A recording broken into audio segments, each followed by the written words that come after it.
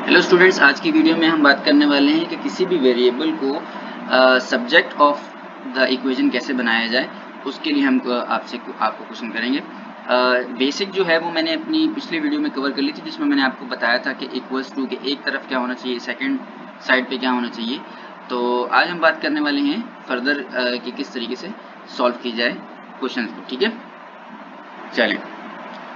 तो सबसे पहले आप देखें, आपके पास अगर ये इक्वेशन है, लेट सपोज ये क्वेश्चन है। क्वेश्चन में लिखा हुआ है 4y minus 3 is equals to, basic से स्टार्ट करते हैं। 4y is equals to 2।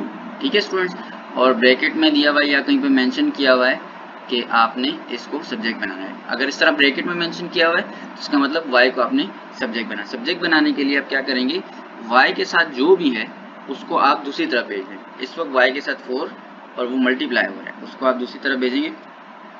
अच्छा, मैंने आपको बताया था अपनी पिछली वीडियोस में ये कवर किया था, अगर इस तरीके से 4 और y लिखा हो तो इसका मतलब होता है 4 मल्टीप्लाई बाय y। ठीक है, तो जो आपको मैंने बताया था कि इस तरफ अगर मल्टीप्लिकेशन हो रही तो दूसरी जानब जाके डिवीजन होगी। तो ये y इज इक्वल्स टू 2/4 हो जाएगा और y इज इक्वल्स टू 1/2 हो जाएगा।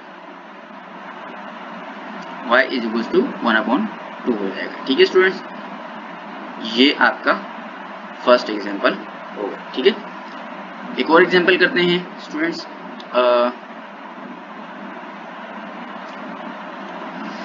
लेट सपोज हमारे पास ये इक्वेशन है 6 + 2x इज इक्वल्स टू 3। ठीक है, तो इसमें आपको बोल रहे हैं x को आपने इसमें सब्जेक्ट बनाना है। सब्जेक्ट बनाने के लिए देखें, अब ये 2 जो है ये भी x के साथ है और ये 6 भी x की तरफ है इस साइड पर। ठीक है, लेकिन पहले किसको मूव करेंगे? क्या पहले हम 2 को मूव करेंगे या पहले हम इसको मूव करेंगे? ठीक है, तो पहले स्टूडेंट्स आप याद रखें, जो साथ में मल्टीप्लाई हो रहा है वो बहुत कॉम्पैक्ट है। इस तरीके से याद रखें कि ये जो मल्टीप्लाई वाला केस है ये बहुत सॉलिड फाउंडेशन है इसकी। ठीक है, ये इतनी जल्दी मूव नहीं कर सकता। जो ये दूर का है यानी प्लस हो रहा है, ठीक है, उसको पहले भेज सकते हैं।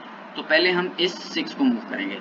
ठीक है, तो यहाँ पर रिमेनिंग क्या होगा, 2x इक्वल्स टू साइन यहाँ पर 3। जब ये 6 प्लस का वहाँ पर जाएगा तो मैंने आपको बताया था प्लस जाके माइनस हो जाता है। ठीक है, तो ये आपका -6 हो गया। अब देखें स्टूडेंट्स, इसका आंसर क्या है, 2x। 3 - 6 का आंसर -3। ठीक है, और अब ये 2 यहाँ पर मूव करेगा। जब आप इस 2 को मूव करेंगे, अच्छा जब आप इस 2 को मूव करेंगे तो ये बन जाएगा x इज इक्वल टू -3/2, क्योंकि ये 2 x के साथ मल्टीप्लाई हो रहा था। तो देखें, इसको इस तरीके से आप किसी भी वेरिएबल को सब्जेक्ट बना सकते हैं उस इक्वेशन का। एक और क्वेश्चन सॉल्व कर लेते हैं स्टूडेंट्स।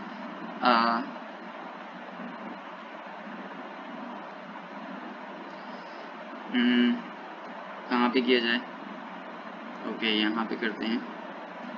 ठीक है, अब लेट सपोज हमारे पास इक्वेशन है, थोड़ी कॉम्प्लिकेटेड इक्वेशन लेते हैं। लेट सपोज हमारे पास इक्वेशन है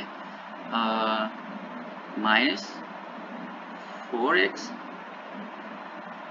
- 2 इज इक्वल्स टू 6। ठीक है स्टूडेंट्स, ये हमारे पास, अच्छा इज इक्वल्स टू 6 और इसके साथ हम लगा देते हैं 6y कर देते हैं।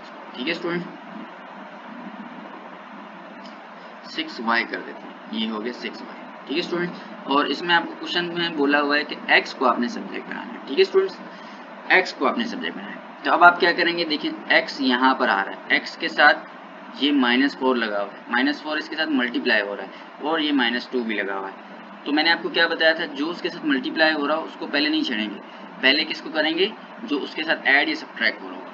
तो यहाँ पर रिमेनिंग हो जाएगा 4x, क्योंकि हम -2 को वहाँ से मूव करेंगे तो ये हो जाएगा 6y, जो माइनस है वो प्लस में आ जाएगा। ठीक है स्टूडेंट, माइनस वाला जो है वो प्लस में आ जाएगा, +2।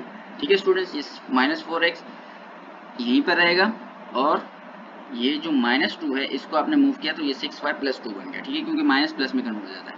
उसके बाद आप देखेंगे स्टूडेंट्स, ये जो -4 है ये इसके साथ मल्टीप्लाई हो रहा है, तो आप क्या करेंगे, इस पूरे को वहाँ पर शिफ्ट कर दें, -4 को पूरे को शिफ्ट कर दें, ठीक है। तो ये हो जाएगा x is equal to 6y plus 2 upon -4।